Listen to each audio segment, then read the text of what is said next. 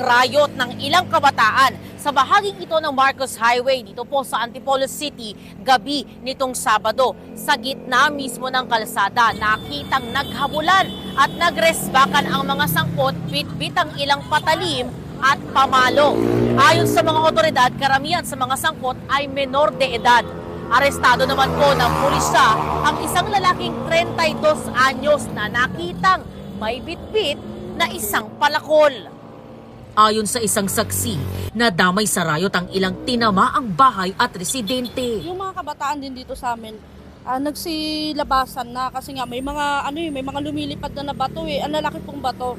Ngayon paglabas ko po dito, ang naabutan ko na nandiyan na sila naghahabulan na. Tapos may mga hawak na ang lalaki ng mga bato, may bote, may isa pang may ice pick. Diyan po sila nagpaulan ng bato dyan. Kasi nga, pang-abot sila eh. Saan po mama? Diyan sa mga bubong ng bahay. Tapos meron po na natamaan din na tao, mga bystander ba na. Ayon sa barangay, karamihan daw ng sangkot sa riot ay menor de edad.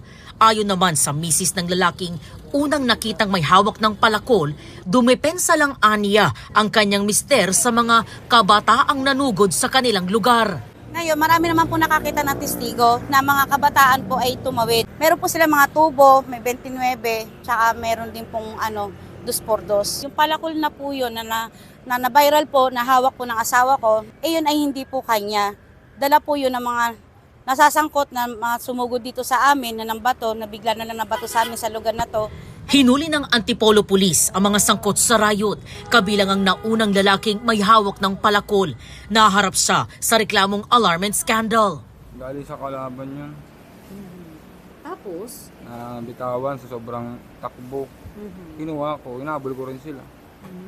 Pero sir, bakit nagkaroon ng habulan or bakit kayo lumabas ng bahay? Ano po kayong nangyari before that? Babato yung looban namin. Nandun yung anak ko sa labas.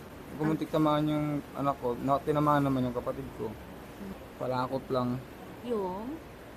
Palakol.